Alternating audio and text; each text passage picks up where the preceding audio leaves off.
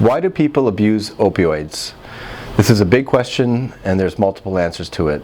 The easiest answer are the group of people out there who have been prescribed it legitimately by their primary care doctor or an emergency treatment doctor or a surgeon.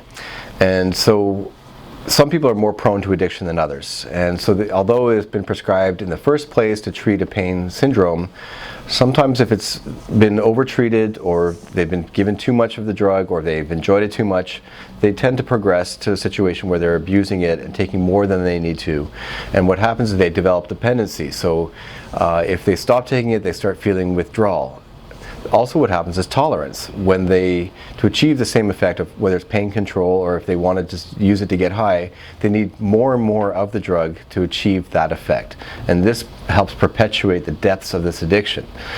So what maybe starting off as a pain syndrome can soon be followed by dependency and tolerance to the drug of choice. Other people, now we're going to let's say the younger generation, boredom, recreation, rebelliousness, all of the above, peer pressures from other kids.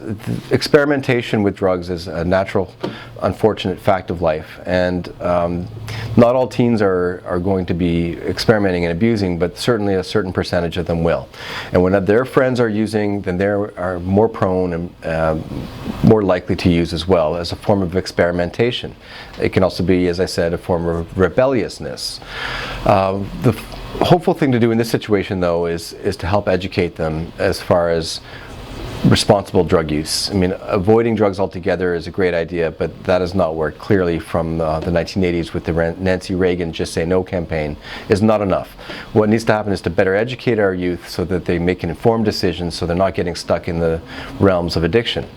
But plenty will go on, and what starts off as a recreational thing can grow quickly, especially with the opioids, especially with fentanyl, because it's so potent, so powerful, that they soon become hooked, because if they stop taking it, they start feeling withdrawal syndrome, and the only way to make it go away is to take more of the drug. And this just perpetuates it. Add to this that they've developed a tolerance and they need more and more of the drug to achieve the same effect. Now they're using more and more of the drug, and this gets them deeper into the addiction, and even more severe will the withdrawal syndrome be. The more severe it is, the less likely they will be to actually stopping and ceasing the drug intake. So it's a very dangerous perpetual cycle. Other people progress who are abusing opioids now. This is down the addiction spectrum. Heroin users. How does somebody become a heroin user? Well, they don't just suddenly start injecting. It starts with taking an opioid from whatever reason, whether it's prescribed or not, but they end up developing tolerance. They want to get a stronger high, and they learn techniques from other people or online. And this can include instead of snorting, taking the pills by mouth, they can snort them, crush them up, they can melt them down and start injecting them. This is a stepwise approach. Most people don't just jump into IV drug use. It's because they're going through withdrawal, they become desperate, they would just want to get high and have a bigger bang from the drug. And unfortunately, it's a double-edged sword, and the more potent it is, the more rapid acting it is, whether it's by snorting it or by injecting it, well, that just deepens the addiction, worsens the tolerance, and the dependency makes the withdrawal state even stronger. And so this is a sad scenario.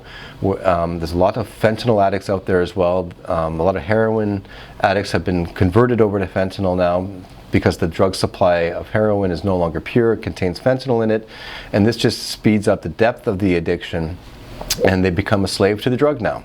They are using opioids because they will get sick if they stop, and it's a very horrible situation to be in. This explains why people go to such extreme lengths, such desperation. They're going through withdrawal and they'll do anything to stop feeling sick. This is no longer a moral decision. This is a sick person, and it's important to appreciate where they are coming from. This explains why people will burn their bridges with their family and loved ones. They will borrow money and not pay back. They will sleep on people's couches and couch surf for a while until they burn those bridges. They will lie and manipulate. They're doing this not because of moral or character problems, it's because they are feeding their drug addiction, and it's very, very hard to get off of it. Other things include prostitution. And in other cases, such as myself, a doctor who started prescribing inappropriately to feed my own habit. People will go to desperate lengths because they are in desperate times they are feeling very sick from withdrawal and just want to make it go away. That explains, I hope, why people abuse opioids. The simple answer in the end is because opioids are very powerful, they're very strong, and it makes it they become hooked very gradually. They may not even realize it, but it's the strength of the drug itself and the rapid onset as well that can lead to a worsening addiction. So to summarize, it's a big one.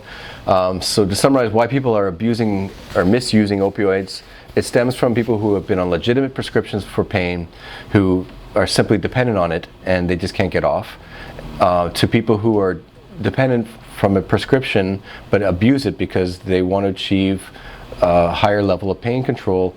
They need to, let me clarify that. In order to, they develop tolerance and they need to take more and more of the medication to achieve the pain control threshold. And so in this situation, they are becoming manipulative to themselves, they are overdoing it with their medications, and this is a high-risk situation. The other end of the spectrum are the younger people who are experimenting and taking drugs for the first time and can get hooked very quickly. There could be a lot of peer pressure on them from their friends, lots of reasons, rebelliousness, defiance, you name it, that they are trying out these medications. And it's just a normal part of teenage years as well as to experiment. The unfortunate thing is opioids are like playing with fire. They're very strong, very rapid onset, rapid acting, and very potent, and a person can become hooked before they even realize it. And then finally, the other spectrum here, people who are crushing up and abusing opioids, whether they want to snort it or melt it down and inject it. This is the worst case scenario at the end of the spectrum here, where a person becomes a desperate situation that even if they had every reason to want to quit and every effort to do so, it becomes very difficult because the addiction is so strong and the withdrawal is so compelling. They will go to any length to avoid feeling sick from the withdrawal. It covers a lot. I hope that helps provide some input for you. And if you have any questions, concerns, or comments, please leave it in the comment box below.